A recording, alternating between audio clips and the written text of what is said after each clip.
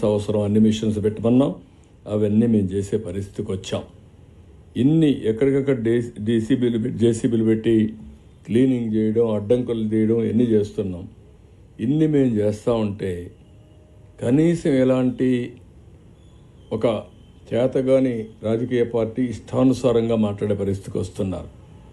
చేసిన తప్పును ఎదుటివాడిపైన నెట్టేసి తప్పించుకునే ప్రయత్నం చేస్తున్నారు. అది మీ వల్ల కాదు, అది జరగదు, గుర్తుపెట్టుకోమని హెచ్చరిస్తున్నా. ఈరోజు నేను అడుగుతున్నా, నిన్నటి నుంచి ఎగిరెగిరి పడ్డారు. నేను స్పష్టంగా అడిగాను, ఎప్పుడైనా చరిత్రలో ఇంత పెద్ద వర్షం పడిందా? కృష్ణాలో ఇంత పెద్ద వర్షాలు ఈ వారిగా వచ్చాయి, నీళ్లు వచ్చాయా? నీళ్లు వస్తానే ఇమ్మీడియట్గా స్పందించి గవర్నమెంట్ ఆఫ్ ఇండియా నుంచి కూడా ఎక్స్పర్ట్స్ పిలిపించి అనలైజ్ చేయమన్నాం. సేఫ్టీ ఆఫ్ ది డ్యామ్, ఇవన్నీ ఏమేం చేయాలి అవన్నీ అనలైజ్ చేస్తున్నారు. వాళ్ళు రికమెండేషన్ కూడా ఇస్తామని అన్నారు. అందుకని ఇంకా అవసరమైతే 15 లక్షల క్యూసిక్స్ ఆఫ్ వాటర్ డిశ్చార్జ్ చేయడానికి అవకాశాలు ఉన్నాయి కూడా ఎగ్జామిన్ చేయమన్నాం. ఎంతవరకు పాసిబిలిటీ ఉంటాయి కూడా చూస్తాం.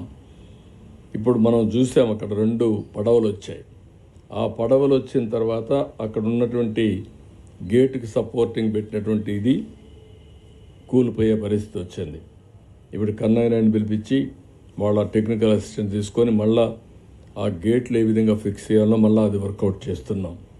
అంటే ఎక్కడ కూడా ఒక్క విషయంలో కూడా అజాగ్రత్త తీసుకోకుండా చాలా డీటెయిల్డ్గా ఇన్వెస్టిగేషన్ చేసుకొని చేస్తూ ఉంటే బాధ్యత లేకుండా, ఒక రాజకీయ పార్టీకి ఉండవలసిన లక్షణాలు లేకుండా బురజల్లే కార్యక్రమం చేయడం అది తప్పు. ఇప్పటికే ప్రజలు వీళ్ళ మీద ద్వేషించే పరిస్థితికి వచ్చారు, అసహించే పరిస్థితికి వచ్చారు. మీకు ఓటు వేయలేదని రాష్ట్రం మీద ద్వేషం పెంచుకోవడం మంచిది కాదు. రాష్ట్రంలో విధ్వంసం సృష్టించడం మంచిది కాదు. ఈ విషయం గుర్తుపెట్టుకోవాలి. మీరు చేసిన పనికి మీకు ఓట్లేయలేదు. మీ అరాచకాలకి ఆ రోజు ప్రజలు తీర్పు ఇచ్చారు.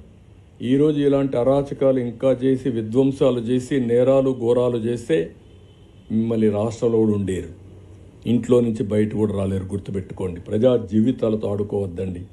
మీరు చేసిన తప్పుడు పనుల వల్ల కొన్ని లక్షల మంది నాశనం అయిపోయారు. 1,40,000 కుటుంబాలు ఈరోజు ఇళ్ళలోకి నీళ్ళు వచ్చి సర్వస్వాన్ని కోల్పోయారు.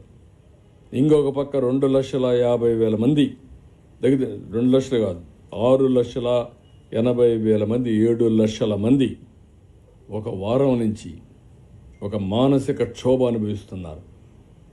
ఇంట్లో నుంచి బయట రాలేరు, నీళ్లు లేవు, కరెంటు లేదు, ఇంకొక పక్క అన్ని ఇబ్బందులు, తినడానికి తిండి లేదు, పిల్లలకు మంచినీళ్ళు కూడా ఇవ్వలేకపోతున్నారు.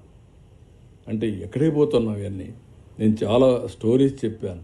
కనీసం మానవతా దృక్పథం మీకు ఉండుంటే, నన్ను ఒక ఆయన అడిగాడు, మా పిల్లలకు మంచినీళ్ళు ఇవ్వలేకపోతున్నాను, ఆ మంచినీళ్ళు ఇప్పించమని అడిగాడు.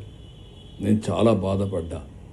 ఒక కన్న తండ్రి ఆవేదన, 3 రోజులుగా పిల్లలకు మంచినీళ్ళు ఇవ్వలేకపోవడం. ఇంకొకది ఇక్కడికి వెళితే 1 సంవత్సరం బాబుని తీసుకొని తండ్రి వచ్చేసాడు, భార్యను వదిలేసి వచ్చాడు. అంటే చనిపోతామని అనుకుని కనీసం నేను పోయి నా కొడుకుని బతికించుకుంటే కనీసం న్యాయం చేసేవాడు అవుతానని వచ్చాడు. కానీ మనసు క్షోభిస్తూ ఉంది. ఒక మాట అన్నాడు, సార్ ఏం చేస్తారో చేయండి, నా భార్యను తీసుకురండి. నేను అడిగాను, ఎందుకు వదిలేసి వచ్చావంటే, ఈ బాబు కోసం వచ్చాను, ఎవరు నేను వచ్చేవాడిని కాదు అంటే, భార్య బిడ్డ మధ్యలో నలిగిపోయి బిడ్డను బ్రతికించుకోవడానికి భార్యను కూడా త్యాగం చేసే పరిస్థితికి వచ్చాడంటే మనం గుర్తుపెట్టుకోవాలి. కడాన సెంటిమెంట్ ఎంత ఇదిగా ఉంటాయంటే, ఒక ఆడబిడ్డ తండ్రి చనిపోయాడు, ఈవిడ బతకడానికి పారిపోవచ్చు, ఆవిడ ఏడుస్తూ అక్కడనే కూర్చొని నా తండ్రి శవాన్ని పోస్టుమార్టం పంపించండి, అంత్యక్రియలు చేసే అవకాశం నాకు అనిపించండి అని ఏడ్చే పరిస్థితి వచ్చింది. అప్పుడు వెహికల్ పెట్టి పంపించాం.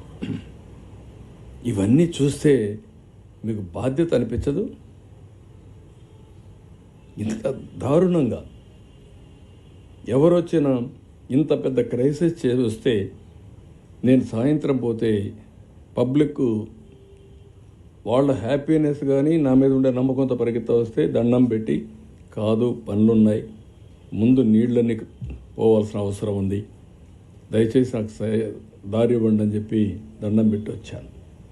అది వాళ్ళ యొక్క బాధ్యత, వాళ్ళు ఇచ్చే ఒక నమ్మకం. ఇక్కడ వీళ్ళని చూస్తే ఇష్టానుసారంగా ఏదంటే చేస్తాం, ఏం చేసి జరుగుతుంది, ఇంకా మేము సాధిస్తాం అంటే మాత్రం కరెక్ట్ కాదు. దీన్ని చాలా తీవ్రంగా ఖండిస్తున్నా, గర్హిస్తున్నా. ఇది కాంప్రహెన్సివ్గా ఈరోజు చేసిన పనులు. రేపు ఎల్లుండు ఇంకొక 2-3 రోజుల్లో మీరు ఒకసారి చూస్తే రేషన్ కూడా కంప్లీట్ అయిపోతుంది, శానిటేషన్ కంప్లీట్ అవుతుంది, పవర్ కంప్లీట్గా వస్తుంది, టెలికమ్యూనికేషన్ సెట్ అయిపోతుంది, మంచినీళ్ళు కూడా రిలీజ్ చేసాం, చిన్న ఉంటే అవన్నీ కంప్లీట్ చేస్తాం. ఇంకా మిగిలిపోయింది ఆ నీళ్ళన్నీ డ్రైన్ చేసిన తర్వాత బ్లీచింగ్ ఇవన్నీ ఇచ్చి శానిటేషన్ అంతా చేసి, ఇప్పుడు మెయిన్ వర్క్ ఇండ్లలో ఉండే అన్నీ పోగొట్టుకున్నారు. బట్టలు పోయినాయి, వస్తువులు పోయినాయి, బెడ్ పోయింది, మంచం పోయింది, ఏమీ లేకుండా అన్నీ పోయినాయి.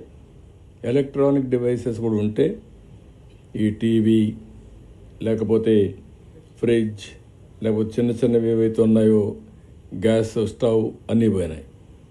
అవి రివైవ్ చేయాలి.